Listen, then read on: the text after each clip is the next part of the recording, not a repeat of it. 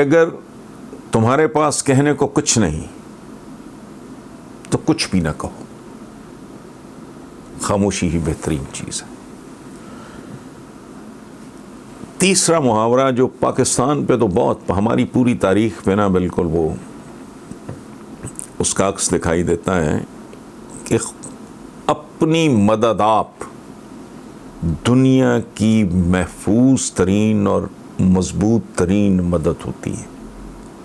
غیر سے مدد لے کے اگر آپ اپنے پاؤں پہ کھڑے بھی ہو جاؤ تو مدتوں آپ اس شخص کے یا ملک کے یا کمیونٹی کے سامنے آنکھ نہیں اٹھا سکتے۔ اس لیے اپنی مدد آپ بہترین مدد ہے، اور اس کے لیے اس توفیق کے لیے رب العزت سے خیر مانگنی چاہیے کہ پروردگار مجھے اس قابل کر دے کہ مجھے تیرے علاوہ اور کسی کی مدد کی زندگی میں ضرورت ہی محسوس نہ ہو۔ اگلی بات ہے، اس قدر نہ پھیلو کہ سمٹ ہی نہ سکو۔ یہ تھوڑی ذرا گہری بات ہے۔ لوگ اوور اسٹریچ کر لیتے ہیں، خود کو اوور ایکسپینڈ کر لیتے ہیں پھیلنے کے شوق میں۔ مثلاً ایک میں مثال دیتا ہوں کروٹ سی، یہ حرکت اورنگزیب عالمگیر نے کی اور سلطنت مغلیہ کا بیڑا غرق کر کے رکھ دیا۔ اس نے ایکسپینشنزم کہہ لیں، توسیع پسندی کہہ لیں، اس کو پھیلاؤ کہہ لیں، مغل سلطنت کا اتنا زیادہ کر دیا کہ وہ تو اس قابل تھا، لیکن ایسے تو پھر روز روز پیدا نہیں ہوتے۔ اس کے بعد آنے والے اس قابل نہیں تھے کہ اسے قائم رکھ سکتے۔ نتیجہ کیا ہوا؟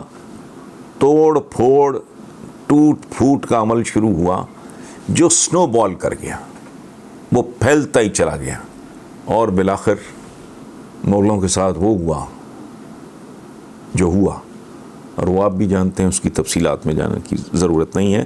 تو زندگی میں بھی ایکسپینڈ کرنا، پھیلنا اچھی بات ہے، لیکن حدود میں رہتے ہوئے، یہ دیکھتے ہوئے کہ آپ اوور اسٹریچ تو نہیں کر رہے ہیں۔ اوور اسٹریچ کرنے سے نقصان الٹیمیٹلی ہوتا ہے۔ اچھا،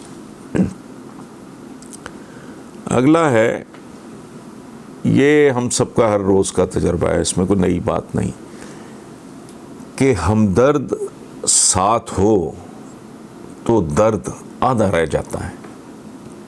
یہ بالکل میرا بارہا کا تجربہ، ابھی سال ڈیڑھ سال پہلے میرا ایک آپریشن، ایک سرجری، ایک پروسیجر سے مجھے گزرنا پڑا، تو میرے قریبی ترین دوستوں میں سے ایک دو میرے ساتھ تھے، تو واقعی میری ٹینشن بھی، میرا درد بھی، میری تکلیف بھی، وہ جو ایگنی تھی، وہ سچی بات ہے آدھی بھی نہیں رہ گئی۔ ہمدرد ساتھ ہونے کا مطلب ہے کہ درد آدھا رہ گیا، اور زندگی جو ہے یہ درد کے بغیر گزرتی نہیں۔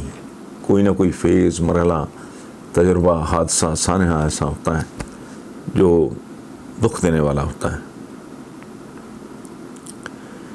یہ جملہ، یہ کالا قول جو ہے، جو میں اب پیش کرنے لگا ہوں، میرا خیال ہے کہ بنی نوع انسان کی تاریخ کی سمری ہے، یہ خلاصہ ہے۔ بنی نوع انسان کی تمام تر تاریخ کیپسول کر دی گئی ہے اس جملے میں کہ کرۂ ارض ایک ایسا بدنصیب گھر ہے جس کے مکین بہت جھگڑالو ہیں۔ بنیادی طور پہ اشرف المخلوقات، یہ اللہ نے یہ جو اسپیشی بنائی، یہ جو مخلوق، یہ اس کا کنبہ کہتے ہیں، یہ اس کا کنبہ ہے۔ رب العزت اپنی اس مخلوق سے 70 ماؤں سے زیادہ محبت کرتا ہے۔ اور آپ دیکھیں، اگر ہمارے درمیان مسلک کا، فرقے کا، مذہب کا، کسی بھی قسم کا اختلاف ہو، ہمارے درمیان، انسانوں کے درمیان اتنے اختلافات نہیں ہوتے جتنا اس کے درمیان قدرہائے مشترک ہوتی ہیں۔ کوئی انسان ایسا نہیں ہے وہ جو محو عبادت نہ ہو، بھلے اس کو اس کی تمیز ہے نہیں ہے، عقل ہے نہیں ہے، شعور ہے نہیں ہے، مثلاً کھال ہے ہر انسانی بدن پہ ہے، وہ بھلے کالی ہے، وہ گوری ہے، بھوری ہے، پیلی ہے، کھال ہے. دل کی دھڑکن ہے، کس کے حکم پہ؟ دل بندہ جوانی میں مر جائے، 100 سال کی عمر میں، 150 سال کی عمر تک بھی اگر پہنچ جائے، تو جو دل دھڑک رہا ہے وہ اپنے خالق کو اوبے کر رہا ہے، اس کے حکم کی تعمیل میں دھڑک رہا ہے. 100 سال کا آدمی ہو گیا، دل دھڑکے جا رہا ہے، اس کا خون کی گردش ہے، کڈنیز اس کو ایک خاص طریقے سے ان کی جو فنکشننگ ہو رہی ہے.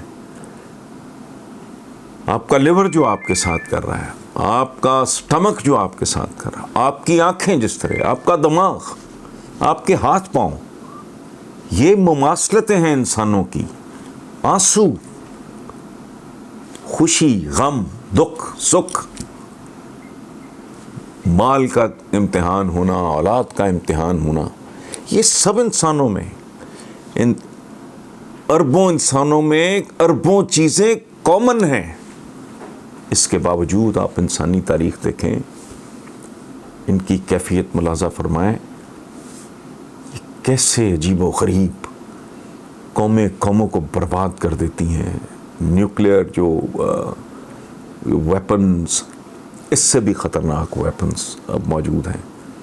تو حالانکہ ایک گھر ہے، تصور کریں کبھی پتہ چلے کسی گمنام، کسی بہت دور پار کے سیارے سے ایک ایسی مخلوق آئی جو ہم سے ہزاروں گنا زیادہ ٹیکنالوجی میں آگے ہو، اور وہ کرۂ ارض کو تباہ کرنے پہ تلی بھی ہو، تو دنیا میں بکھرے ہوئے یہ جتنے مودی ٹائپ لوگ ہیں، یہ ایسے اکٹھے ہو جائیں گے اپنے سروائیول کے لیے. ایک جملہ ہے، اس کو میں جتنا چاہوں ایکسپلین کر سکتا ہوں کہ کرۂ ارض ایک ایسا بد نصیب گھر ہے جس کے مکین بہت جھگڑالو ہیں.